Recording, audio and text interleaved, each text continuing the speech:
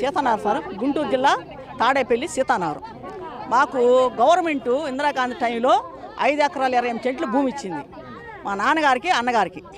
నాన్నగారు పెద్ద అన్నగారు చనిపోయారు, మా అమ్మగారు ఉన్నారు.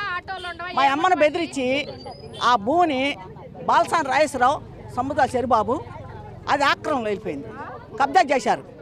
ఎంఆర్ఓని పట్టుకున్న వాళ్ళు ఎంఆర్ఓకి డబ్బు కట్టి వాళ్ళు సోదరులు తెచ్చుకున్నారు. కేసు కూడా అయింది, కేసు కూడా తారుమారు చేశారు నన్ను.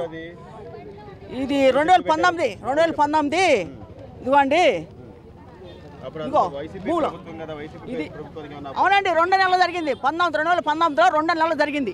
మమ్మల్ని పిలిపించి జాయింట్ కలెక్టర్ గారు ఆ పొలం అంతా కబ్జాదారులకు రాసేశారు మా భూమిని. మా పాపను కూడా చంపేపారండి. చాలా గొడవలు కూడా జరిగినాయి, కేసులు అయినాయి. కేసు కూడా తారుమారు చేశారు. ఏం లేదు, మా భూమి మాకు ఇప్పించమని అడుగుతున్నాం. మేము వాళ్ళకి అమ్మలేదు, వాళ్ళు కబ్జా చేశారు. మా ఇంట్లో 2 చంపేశారు, మా అన్నయ్యని చంపేశారు, మా చిన్నాయని చంపేశారు, మా అమ్మని చంపేశారు, కొట్టి చంపేశారు. కేసులు లేవు, ఏమి లేవు, దానికి ఆధారాలు కూడా ఏమి లేవు మా దగ్గర. మేము చిన్నపిల్లలం.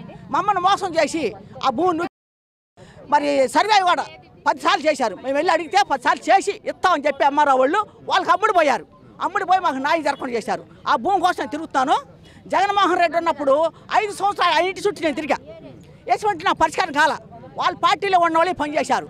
వాళ్ళ పార్టీలో ఉన్న వాళ్ళు ఆకరించి ప్యాట్లు వేసుకొని 2వ నెల కాంచి నైట్ గోడలు కట్టి దానికి ఇల్లులు కట్టి వాళ్ళు సోదరులు చేసుకున్నారు.